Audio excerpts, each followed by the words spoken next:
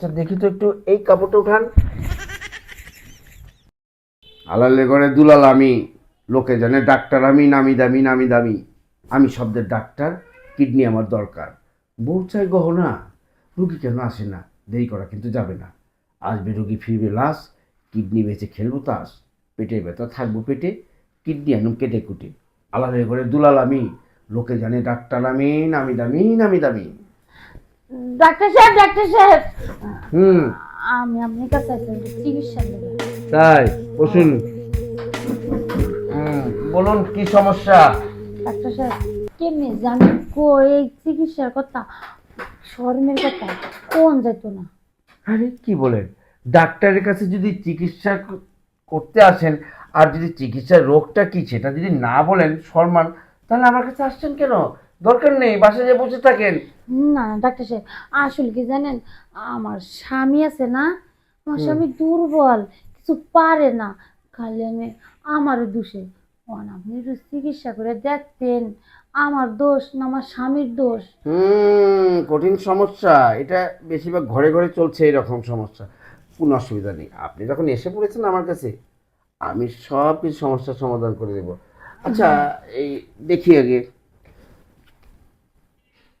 আপনার চোখটা দেখি তো। হুম। হা করেন। হুম। সমস্যা তো অনেক কিছু। আচ্ছা, এই কাপড়টা একটু উঠান তো। হুম, একটু টান দিন।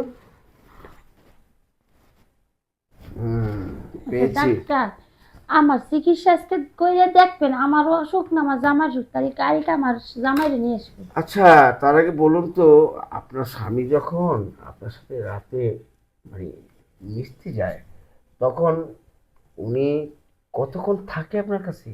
থাকতে পারে না তো, কি বলেন? উঠে, হ্যাঁ। উঠার পরে যাওয়ার আগেই মনে করেন আউট হয়ে যায়। মানে ঝরে যায়? হ্যাঁ, ঝরে পড়ে একবারে উম, ক্লান্ত হয়ে যায়। তাহলে তো ঝরে গেলে তো সব পড়ে গেল। আর কেমনে করবে? যার যে সমস্যা আপনার স্বামীরও আছে, আপনারও কিছু সমস্যা আছে মনে হয়। আহ, শুনুন, আমার কাছে যখন আসছেন, আমি এমনভাবে আপনাকে ট্রিটমেন্ট করব, রোগটা আপনার সারিয়ে দিব আপনি। তবে কিছু কথা আছে, কি? সেটা কি মানতে পারবেন? অবশ্যই পারবো।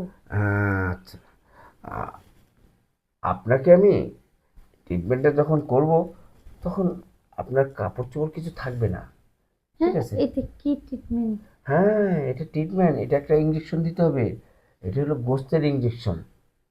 এই গোস্তের ইঞ্জেকশনের নাম আমি কোনোদিন শুনছি না।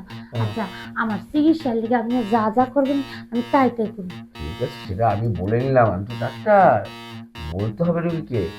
আপনাকে একটা কি বলে, রটলি কোম্পানির থেকে একটা ইঞ্জেকশন বের হয়েছে গোস্তের।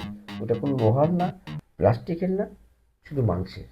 সেই ইঞ্জেকশনটা যদি দিয়ে দিই, তাহলে আপনার সমস্ত সমাধান সব কিছু হয়ে যাবে। পাম আছে না, পাম বলতে পারেন, পামটা দিয়ে দিলে সমস্যা শেষ। পারবেন? আচ্ছা ডাক্তার, দেরি না করে তাহলে পামটা আমার দিয়ে দেন। জীবনে ইঞ্জেকশন নিয়েছেন কখনো? না, একটু আস্তে ধীরে দিয়ে না। না, আমার ইঞ্জেকশনটা একটু আস্তে ধীরে যাবে, ব্যথাটা একটু লাগবে, চিনচিন ব্যথা। সহ্য করতে পারবেন তো? পারমু। এই মনে করেন সুই ইঞ্জেকশন দেওয়ার ধরে আমি তো করোনা সুই নিছি না, ওই করোনা সুই নিয়ে তো আমি মরে যেতাম আরো। ঠিক আছে, বুঝতে পেরেছি।